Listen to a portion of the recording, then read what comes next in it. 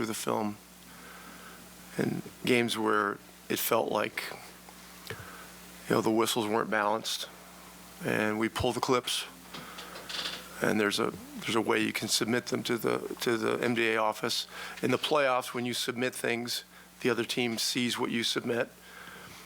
And so there were 29 plays in game one that we thought were clearly called the wrong way. I decided not to submit them because I just felt like, we'd get a more balanced whistle tonight. It didn't feel that way. Couple examples. 5:08 of the third. The whole world knows that Halliburton's got a bad back, and Hart comes up and shoves him in the back, and it's all over Twitter right now because a few people have showed it to me. And JB DeRosa's looking right at it. You can see him. He's got vision of the play, and he shoves Tyree into the corner, and there's no whistle, right in the back. And so that was shocking, and there are many others. But I can promise you that we're going to submit these tonight. New York can get ready; they'll see them too. I'm always talking to our guys about not making it about the officials, but we deserve a fair shot, and it's just not. There's not a consistent balance, and that's disappointing. So, give New York credit for the physicality that they're playing with. But their physicality is rewarded, and ours is penalized, just time after time. And so, it's just I'm just really disappointed. Just really disappointed. The two technicals, you gotta make a stand for your guys. You gotta stand up for what's right and what's not right, and that was it. And so, we need to get home. We need to play better. Go ahead. What was the referee's explanation when they overturned the call late in the fourth quarter of the whistle? One guy just said he didn't double dribble, but it looked to me like, Tibbs went out there and argued it, and they changed it. That's what it looked like, So I can only go by what I see, what I saw, and that's small beans compared to everything else, But small market teams deserve an equal shot.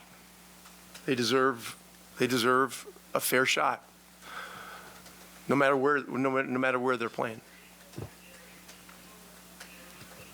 Anybody else?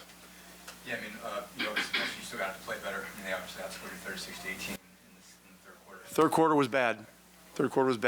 Yeah. Got to go on. What stood out to you about what went wrong defensively? How much Brunson changed the game? Just what did you not like? Yeah, Brunson's a great player.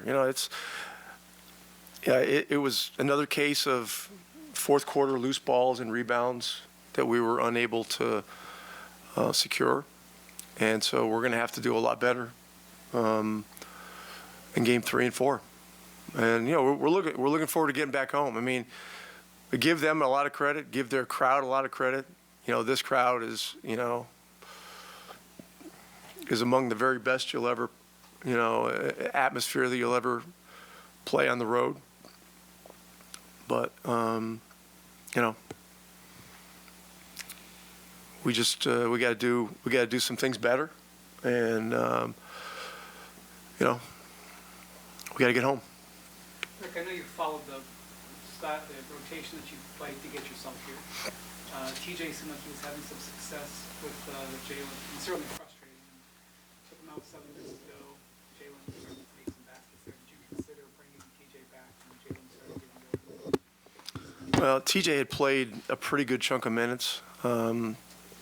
I considered it, but I just, our starters have earned the trust to finish games, and Nemhard's probably our best on-ball defender, and we were flying around trapping too, and so we kind of had the kitchen sink going at them in the fourth, and they still came up with loose balls. They came up with offensive rebounds.